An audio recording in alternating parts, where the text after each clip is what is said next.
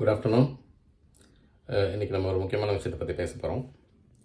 இது வரைக்கும் நம்ம சேனலை சப்ஸ்கிரைப் பண்ணாதவங்க சப்ஸ்கிரைப் பண்ணிட்டு பாருங்கள், ஷேர் பண்ணுங்கள், கமெண்ட் பண்ணுங்கள். உங்கள் comments very useful for subsequent videos. உங்கள் பாயிண்ட்ஸ்க்கு தகுந்த மாதிரி நம்ம பேசுகிறதுக்கான ஒரு வாய்ப்பு அமையும். தேங்க்யூ. இப்போது நார்மலாக ஃபுட்டு வேஸ்டேஜ் பற்றி எல்லோரும் அட்ரஸ் பண்ணுறோம். கிடைக்கிற ஃபுட்டை வேஸ்ட் பண்ணாமல் சாப்பிட்டாக்க அது எல்லாருக்கும் நல்லது.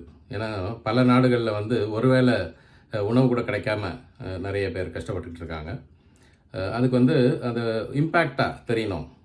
ஃபுட்டு நம்ம இலையில் உட்காரும் போதே அது ஒரு இம்பேக்டாக தெரியணுன்றதுக்காக சில அறிஞர்கள், சில பெரியவர்கள்லாம் சொல்லுவாங்க, இந்த ஜென்மத்தில் நீங்கள் ஃபுட்டை வேஸ்ட் பண்ணீங்க அப்படின்னாக்கா அடுத்த ஜென்மத்தில் உங்களுக்கு அந்த ஃபுட்டுக்காக நீங்கள் கஷ்டப்பட வேண்டியிருக்கும், பல பேரை கேட்கணும். அதுக்கு எக்ஸாம்பிளாக நம்ம சொல்லணுன்னாக்கா, இந்த ஜென்மத்தில் ஃபுட்டு கிடைக்காம ஃபுட்டுக்காக ஏங்குறவங்க, சில நேரங்களில் ரொம்ப கொச்சையாக சொன்னால் பெக் பண்ணுறவங்க சாப்பாட்டுக்காக, இவங்கெல்லாம் போன ஜென்மத்தில் ஃபுட்டை வேஸ்ட் பண்ணியிருப்பாங்க அப்படின்னு சில பேர் சொல்கிறாங்க.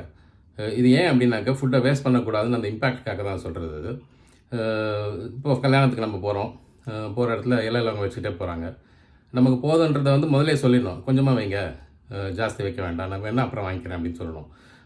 திரும்ப அவங்க கூப்பிட்டா வருவாரோ வரமாட்டாரோ அப்படின்றதுக்காக நிறைய வச்சுட்டு அதையும் வேஸ்ட் பண்ணாக்க அது தப்பு, வேஸ்ட் பண்ணக்கூடாது. இது இன்னும் புரிகிற மாதிரி சொல்லணும்னா, ஒருத்தர் உடம்பு சரியில்லைன்னு ஒரு வைத்தியர்கிட்ட போனாராம். அந்த வைத்தியர் அவரை டெஸ்ட் பண்ணிவிட்டு, நான் மருந்து கொடுக்குறேன், மருந்து கொடுத்தா இந்த சாப்பிட்டீங்கன்னா உங்களுக்கு சரியாயிடும், ஆனால் ஒரே ஒரு கண்டிஷன், இந்த மருந்து நீங்கள் சாப்பிடும்போது குரங்கை மட்டும் நினைக்கக்கூடாது அப்படின்னு சொன்னாராம். ஸோ குரங்கை நினைக்கக்கூடாது. ஏன் அப்படி சொல்கிறேன்னா, அதுக்கு தான் உங்களுக்கு குணமாகாது அப்படின்னு சொன்னால், அப்படி எப்போ மருந்து எடுத்தாலும் அவருக்கு அந்த குரங்கு தான் ஞாபகம் வருது. இது ஒரு ஜோக்காக சொல்கிறது. அதே மாதிரி நம்ம இலையில இனிமேல் யாராவது ஃபுட்டு சர்வ் பண்ணும்போது ரொம்ப லிமிட்டடாக கொஞ்சம் கொஞ்சமாக சாப்பிடுங்க. எவ்வளோ தேவையோ அதுக்கு தகுந்த அமௌண்ட்டை குவான்டிட்டி மட்டும் எடுத்துக்கிட்டு சாப்பிட்டாக்க ரெஸ்பெக்ட் கொடுக்கணும். நம்ம ஃபுட்டுக்கு ரெஸ்பெக்ட் கொடுக்கணும். அதேமாதிரி பணத்துக்கும் நம்ம ரெஸ்பெக்ட் கொடுக்கணும்.